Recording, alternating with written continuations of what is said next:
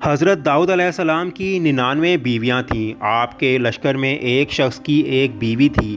آپ کا ارادہ ہوا کہ اس کی بیوی سے نکاح کر لیں، تاوقتے کہ وہ اپنی بیوی کو طلاق نہ دیتا، آپ اس کی بیوی سے نکاح نہیں کر سکتے تھے۔ پس آپ نے اس کو لڑائی پر بھیج دیا، وہ وہاں شہید ہو گیا۔ عدت کے بعد آپ نے اس کی بیوی سے نکاح کر لیا۔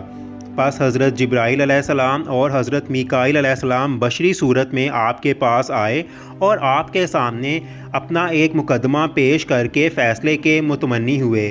مدعی نے کہا کہ میرے پاس ایک بکری ہے اور مدعا علیہ کے پاس 99 بکریاں ہیں، اور یہ میرا بھائی چاہتا ہے کہ میری ایک بکری چھین کر اپنی 100 بکریاں پوری کر لے۔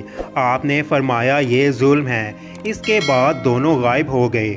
آپ کو خیال آیا کہ یہ مقدمہ تو بینہ میرا ہی واقعہ تھا، اور سمجھ گئے کہ دراصل یہ مقدمہ نہ تھا بلکہ اللہ کی طرف سے مجھے تنبیہ تھی۔ سجدہ کیا اور روتے روتے دریا بہا دیے۔ حضرت داؤد علیہ السلام 40 سال تک اپنی اس لغزش پر روتے رہے اور توبہ استغفار کرتے رہے۔ اللہ نے آپ کی توبہ قبول کر لی۔ اس کے بعد بھی ہر وقت اپنا منہ لوگوں سے چھپاتے رہتے تھے۔ لوگوں نے آپ کے جمال و کمال کو دیکھنے کی تمنا ظاہر کی تو آپ علیہ السلام نے فرمایا کہ میں منہ دکھانے کے قابل نہیں ہوں۔ اللہ تعالیٰ سے دعا ہے کہ نبی کریم صلی اللہ علیہ وآلہ وسلم کے اسوہ حسنہ پر عمل پیرا ہونے کی توفیق عطا فرمائے، آمین۔